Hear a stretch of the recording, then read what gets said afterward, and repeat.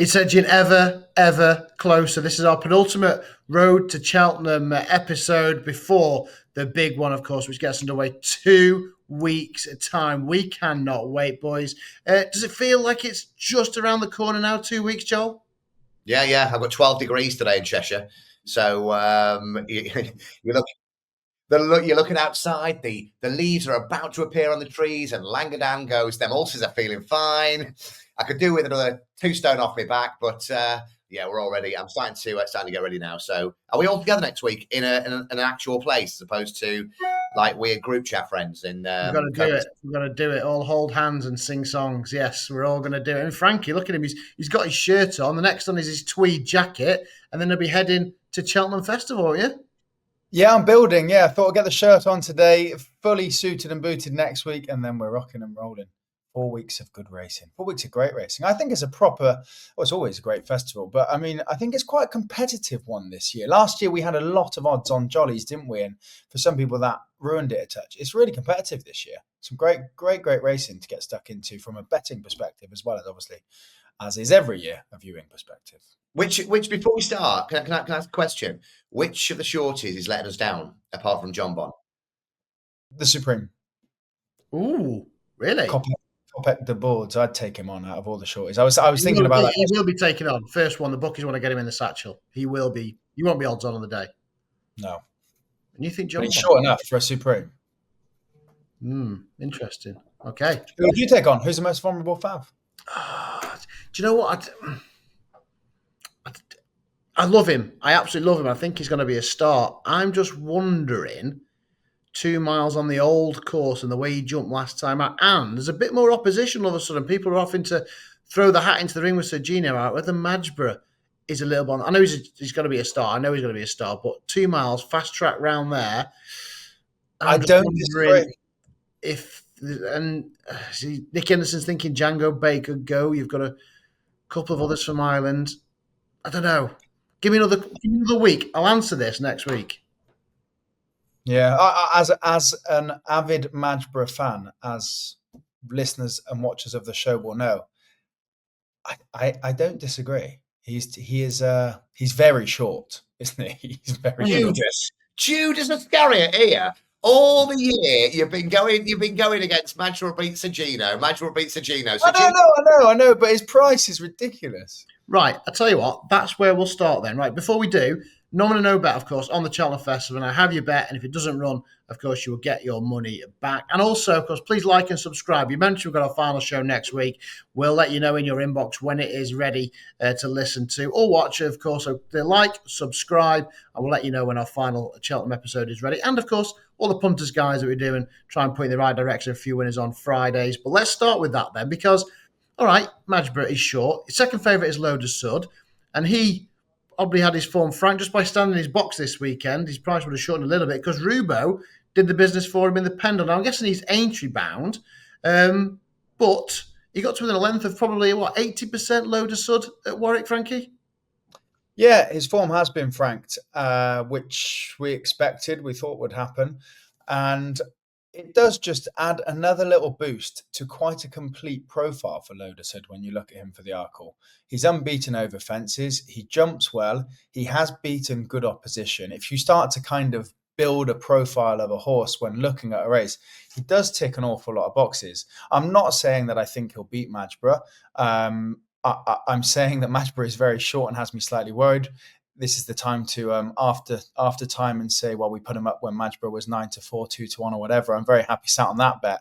But I do think Loader Sud is a worthy opposition of the favourite. I don't think it's going to be completely straightforward for Madgeborough because it will be quick. It will be testing. There'll be horses in there that can arguably jump better, and it will be a proper race for him. So Loader Sud has had the form franked by Rubo, and he has a really complete profile, doesn't he? He has to be quite likeable. I wanted to take Rubo on the weekend, Joel, but left with a bit of egg on my face, although he was off the bridle a fair way. But he still came up with the goods. And I say it does give some substance to that form from Warwick. People are disappointed at Loader Sud when he beaten him by a length. He was waited to actually, on Hurdle's form, be that close to him, and it proved it was no fluke by backing it up at Kempton. Yeah, I took him on as well at the weekend. I thought he was beat 3 or 4 times.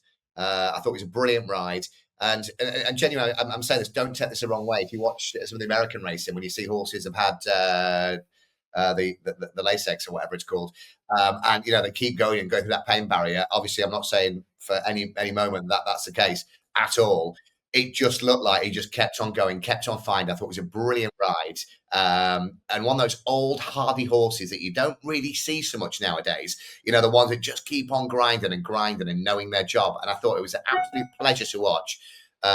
So thumbs up for a great training performance, a brilliant ride, and most of the credit goes to the horse. I'm really, really impressed. And I spoke to Sir Alex, I mentioned before, when Lotus Hurdle made his debut at the racetrack, and I said, what do you think? And he's like, lovely young horse, we'll see what we do. Might turn out to be great or might be shite, but we'll just wait. I mean, genuinely. So what sort of year and season they've had, flat and jumps. I'm a bit like you. I think we will go to Aintree with Lotus Hurdle. But really, Lotus Hurdle? Roubaix, you mean? No. Yeah, Roubaix rather, not Lotus Hurdle. I love how you've both spoke to Sir Alex Ferguson about the same horse. Joel and his local high street and the newsagents, fully wrapped up, I'd hope, and Frankie and his budgie smugglers at a Bahrain poolside. Yeah, but very different. Very different. Yeah, I was in my budgie smugglers in my local high street, going to buy a racing post, and so was he. And it's good. Do you know what? That you say that, and everyone's watching, going, I can believe it. Like I said, I'm not shocked by that at all.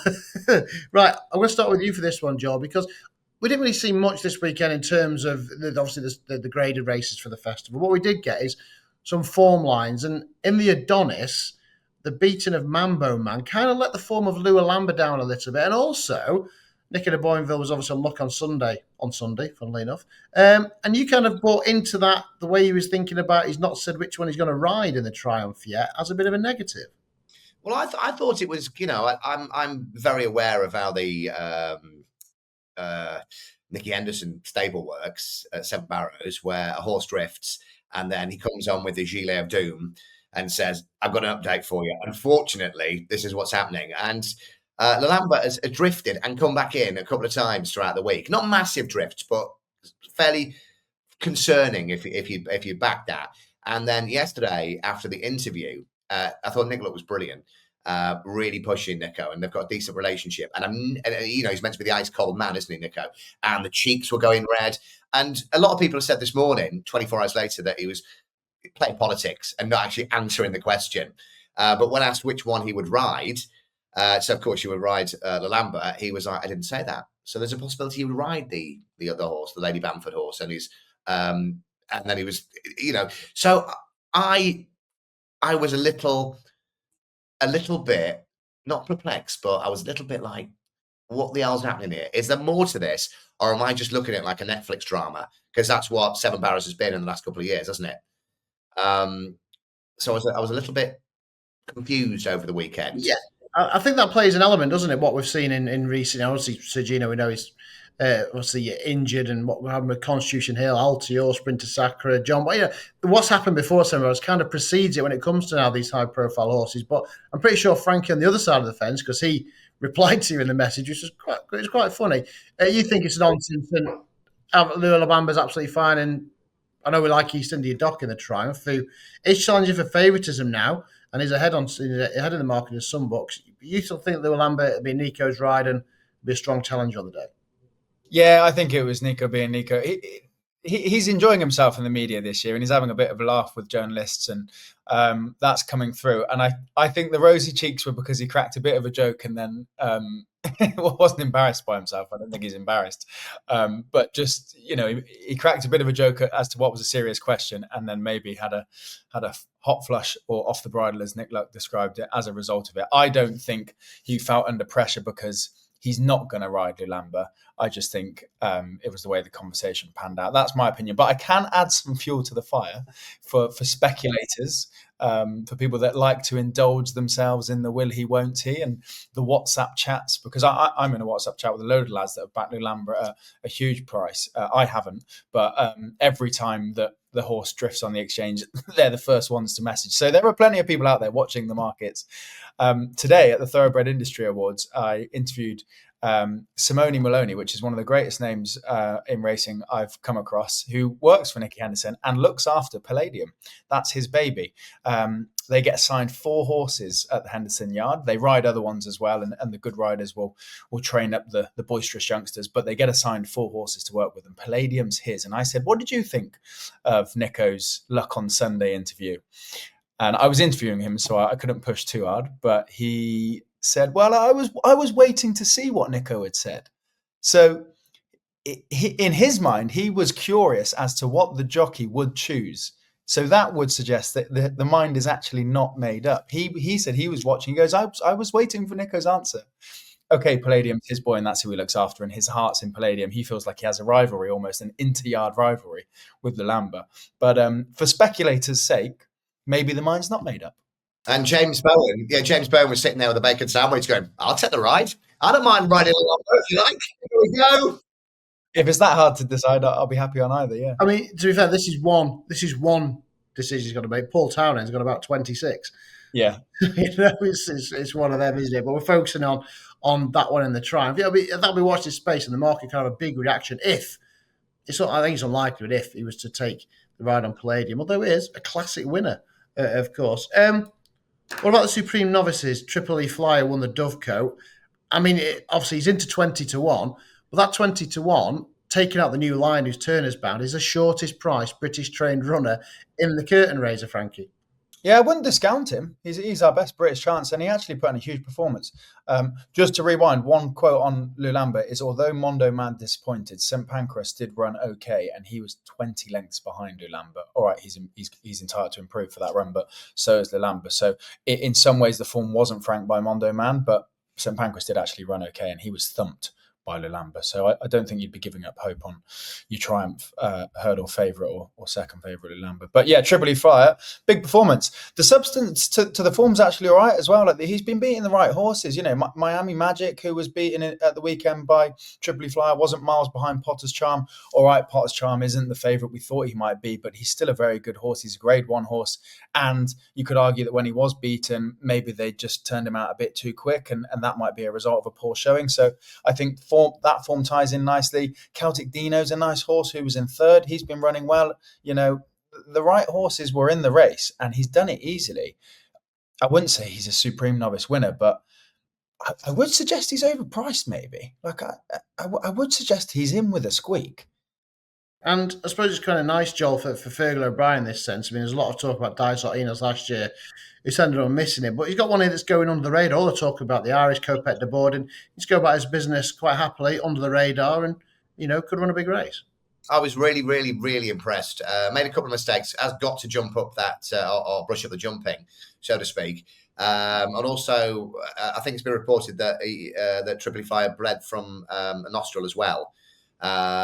Just one nostril. This close to Cheltenham. Yeah, that would be a negative. And also the owner, was it Ishmael, somebody?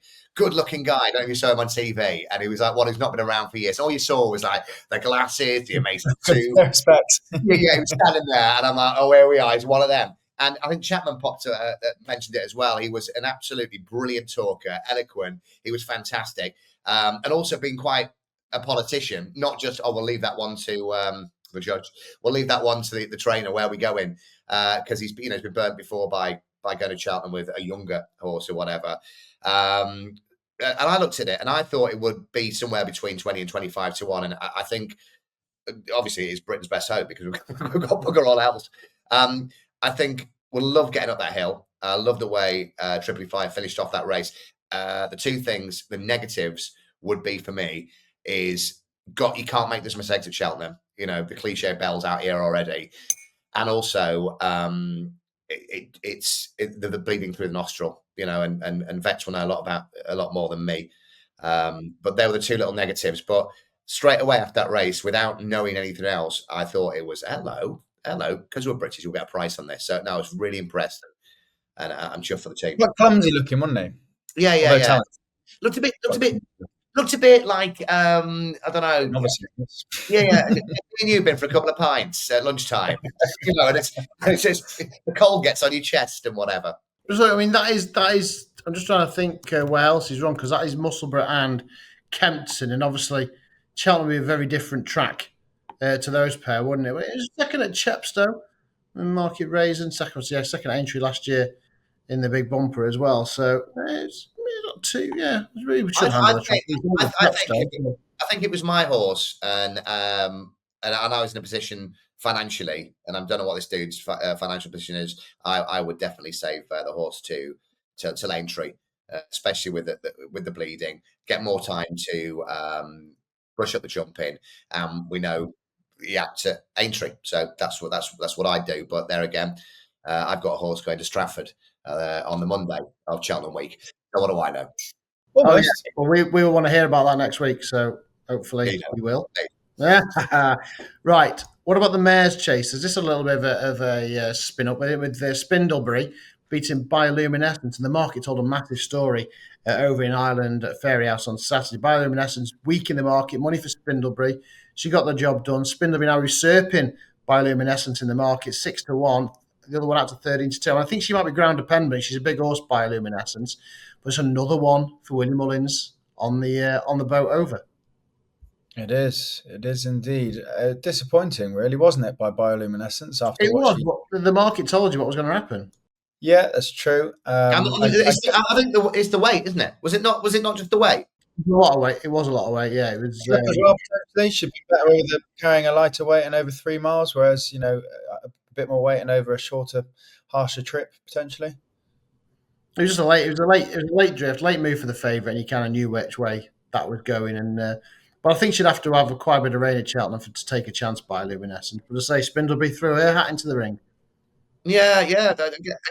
Again, I was impressed, but I think you looked at it, and normally I'm the first one to look at Skullduggery. There was a couple of shorties yesterday across the country in Ireland that drifted and were beaten, and then you've got to dive to Twitter to have a look at the Skullduggery that's going on. They knew. I think this one. I mean, I looked at it beforehand. Didn't have a bet in the race, but I looked at it beforehand, and I thought, weight stops trains, and you said the market told the story. I mean, the market didn't need to tell the story. I just thought it was a weight, but it's another one for Wicked Willie. It is. I know it was a lot of weight, £11, but I thought she had a bit of a touch of class in that Dancing City form and the Spindlebury form. I didn't even think matched up, but there we go. Another one that I got wrong. What about handicappers from this week? Anything that's caught your eye? Obviously, the weights are out this week. We had the entries last week. Anything from this weekend that you thought, that might be one? Katati Dora is obviously one who took a big leap up in the Ultima market. There's a few on my list. I know me and Joel are both having a look at the Moor Battle Hurdle. Mm-hmm. £100,000 bonus. I could go first here then, Joel, but I think we're looking at different horses. But Favour and Fortune is entered in the Moor Battle, also entered in the county, was 4th at Newbury in the big handicap that Joyous won, giving £1.50 to the winner when Alan King going this weekend.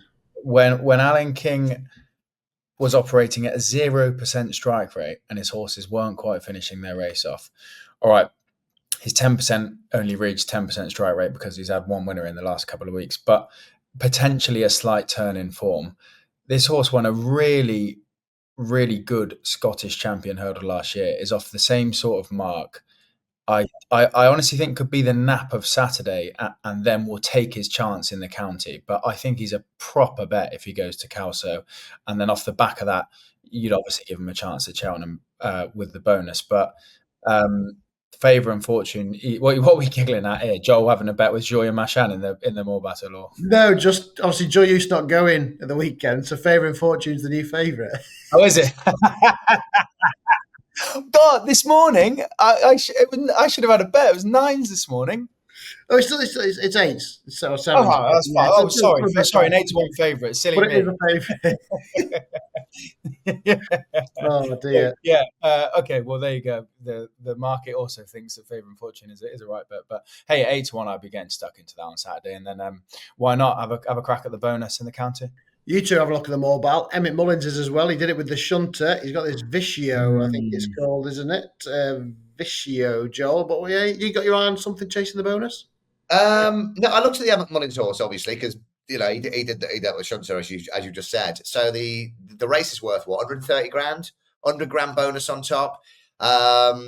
There's a lot this weekend that I watched, and there wasn't anything that was going. The flashing lights were going off or anything like that. However, we'll get stuck in them handicaps as soon as the weights come out, and I've been doing a lot of work in those this weekend. Now, I mentioned to you guys on the WhatsApp about this Joya Machan, which I've been keeping an eye on. And I said this might be the Barbados double.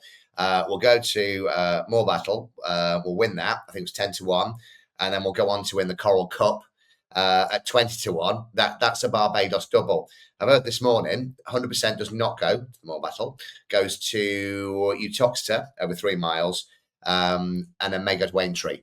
So 24 hours later, just forget all of that. What I said. Forget all of that. Barbados double is our Butlins double. Yeah. It's the Butlins double. It's the Butlins double. So I sent it to you guys last night. I thought I've got one here because I thought, hey, right. So Langadam's a smoke screen, So Joya Machan is obviously the one that's going to be winning, and he keeps putting out "Be Aware." That's his best bet of the week and all this stuff.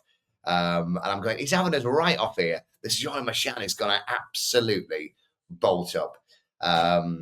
But no, put a line through whatever I said. So Be Aware. Yeah, obviously we're very close in the Great Wood, didn't he, behind Burdett Road, and they stepped up a trip to the Coral Cup. I looked at the County Hurdle today because we know Dan Skelton loves that. He's got 3 in there. He's run it 4 of the last 9 years. He's got 3 in there. One probably won't get in, Willie the Builder. He's got Knickerbocker Glory. He won't be without a chance. But then he's got this Valgrand. There's been a lot of talk about the Arkle horse. He's won at Cheltenham already this season. He's had 2 below par runs. He's been dropped £6 for those 2 below par runs. He's on exactly the same mark as Favewar, who won it for him 2 years ago. And I think if the ground is decent, he's obviously going to be a big player. I mean, obviously, you'll have to think of reasons for those last 2 runs. But hey, the trees will have leaves on. He'll be running past the Guinness Village. He could be the new Langadam Valgrand. So I think Skelton's going to have a big plays, obviously, in all the big handicaps. Be Aware of the Coral Cup. I think there'll be money for Valgrand. I wouldn't be surprised if he went off close to favourite if the ground is decent in the County Hurdle. So yeah, Kelso and Newbury to look forward to this week. Again, the Moor Battle Hurdle and more Grand National clues, I think it's fair to say. We've got Can Do Kid running in the Great Wood, and obviously the likes of Irico and Grey Dawning running up with the Premier Chase at Kelso. Right, that brings us on to our latest Antepost picks, boys. Hang on. Got loads of handicappers to talk about. Oh, sorry, go on then. Oh, you did say having it. Sorry, yeah. So me and John are going to have a beer and take it away, Frankie. Me and John spoke about Ashdale Bob on the Punter's Guide. I'd be interested on your... See if you get that solved, Joel. Got 4 handicappers to talk about. You heavy-handed muppet. Sorry, broke his finger. Ashdale Bob. Ashdale Bob. Jesse Harrington, James Bowen rode at the weekend. Hardly jumped a twig, though, did it? Yeah, but it just needed to qualify. Just needed to get a run into it. I know you expect more. But you can't jump the fences sideways. Yeah.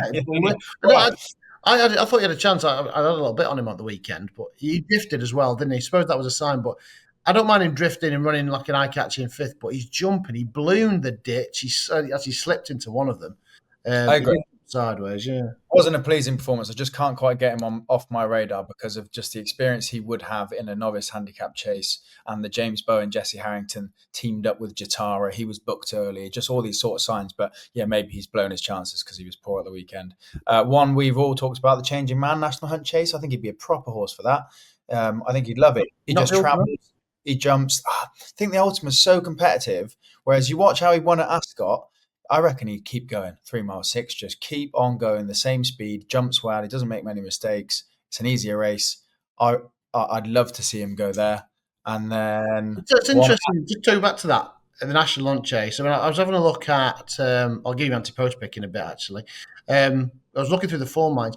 Transmission, won early on in the season. Patrick Mullins rode it from Neil Mulholland. Now, I was thinking, obviously, National Hunt Chase, but that's not amateurs anymore. Kim Muir. Yeah. Why would Paddy ride for Neil Mulholland all the way back in October? Surely they had an eye on this. Run over hurdles since. Anyway, sorry, Frankie, I digress. No, that's a good spot. Yeah, because if you're not National Hunt chasing and you are booking up amateurs early doors, that's the one place you're going, isn't it? Sorry, back to your list.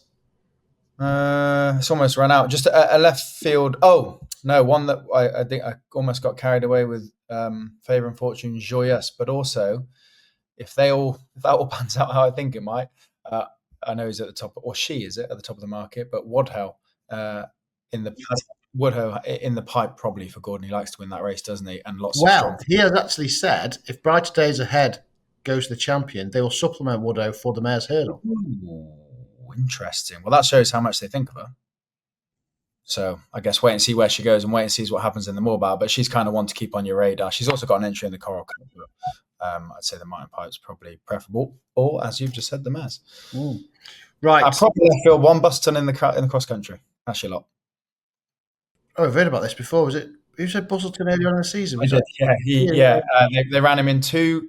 They ran him in both the cross countries at Cheltenham. They were his first goes over cross country fences, and then they stuck him in a handicap hurdle last time out. They're obviously playing the handicap game, but he might not be good enough. He's pretty old, but I'd say this has been the plan. Aren't we all? Right. Antepost picks then. Week 6 of these. Who wants to go first this week? I think you'll take Joel to go first this week. Quick mention for the Mares Hurdle. I was going to go for a big price one this week because I don't think the top two will go in this anymore. I nearly had the same MO. I looked at the Mares Hurdle, went for the same MO thinking the top two may not go and it may cut up. Who are you going to go for? Well, Jay de Grugy thinks. I know you've already had July Flan. I thought Jay de Grugy was the one who could shorten the most, but Joel's going big. De Grugy is now a second favourite according to most of these. I looked at a horse that will definitely go, Gala Marceau of Mullins, obviously, and you look at it and it's you look at some of these and there's not a lot between like July Flower, Cargest, or maybe Improve. Joyeuse, and they're all 6 or 7 to 1, and this one's 33 to 1. I looked at that thinking that I genuinely think Lossiemouth won't go, and I think there's some of the horse welfare thing. That was it. Look, watching back, it was a tough fall, that one. So I'm looking at it, and I think Bright Days Ahead will go champion. Therefore, Jay de Grugy will shorten. So I'm going on a 33 to 1 shot, which hopefully will get backed in. That's what I was looking at. However, listen, there's one. It's on our second last show. We've got to mention a few horses, haven't we? yeah, we've got to do it. You know what I mean? 6 are a field. Let's mention 7. I put on, and I'll keep it brief. I put on last night getting to bed YouTube, and I've not seen this Dan Skelton stable tour. YouTube. Oh yeah, on YouTube. I put it on last night, and I'm going, oh yeah, he really likes Langadam, and it was from 2 years ago. So don't make that mistake.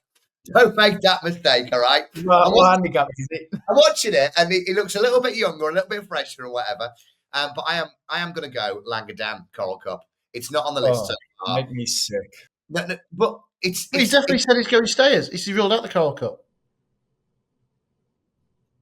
It was definitely 2 years ago. I was watching because he's done this stable tour. He's entered, but he said, I don't know why I entered him. He's going to go the stayers. But is he double swerving me? All right. Do you know what? Forget everything I said earlier on. It's definitely going to Skelton. Put in Joya Machan then at around what price you give me? 16s, 20s? I thought he was going Utoxeter. Yeah, Coral Cup. Yes, but you just put him in. It's a good job we're not running no bet anyway. It's not running no bet, ladies and gentlemen, so don't worry. Yeah, I'm like one of those punters in the old days who go to the try and put a dog on. What's it say here, love? Trap 1, £1. Here we are. Put it on. I'm in trap 2. Whatever it is. Just go. Do you know what? It's going to Skelton, Joya Machan, Coral Cup. What price are you giving me? I'll have a look, actually. To be fair, you're like one of those old cashiers as well. What? Be aware, perhaps, maybe a horse that is going to run up Cheltenham. Oh, shut up. Coral Cup. I don't even know if it's even in Jesus, I could have done it myself at this point. It'll have been run by the time you got me a price. 16 to 1. Told you that. Yeah, great. I wonder what price will be Utoxeter on Saturday when he actually runs. Go on, Frankie, give us your anti-post pick. Something that is preferably the trainer states will likely make it to Cheltenham. Have I put up Favour and Fortune yet? No. Actually, no, I've mentioned that many horses, but might as well throw one in that I haven't. You've done every race on the Tuesday almost, I think, so far. Yeah, we brushed over the Mare's Chase, which prompted me just to take another look at the race and try and figure out if Dino Blue was an absolute good thing. I don't actually know if she is. I reckon there's a bit of eye to be found in Telepathic, who is highly progressive for Lucy Wadham. Had Bride's Hill behind her last time, who was a listed winner. I think she looks like a smart horse, and I'd say the race is there for the taking for someone, perhaps. So Telepathic, double figures, perhaps 10s, 12s, maybe. I might get. It is 11s in the middle. 11s. There you are. Yeah, I think she's a nice bet.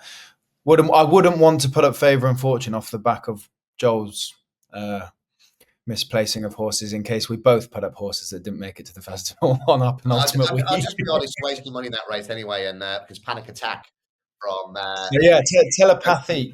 She's a nice mare. All the forms at 2.5. Oh, it's a moment we've all been waiting for. It's like the Brit Award nominees. It is. Before that, though, would you like to change your mind, Joel? Yeah. You go about what you're doing. All right. Do you know what? I'll take you on in the Mare's Chase, and I'll go with Limerick Lace. No. Yeah, third string. That's the mare that made me have a bet in the race because I thought she had no chance. Right. So Antepost pick week 6 for Joel. Limerick Lace in the Mare's Chase. Right. I'm also going in the Mare's Chase. Oh I like it down in the Mare's Chase.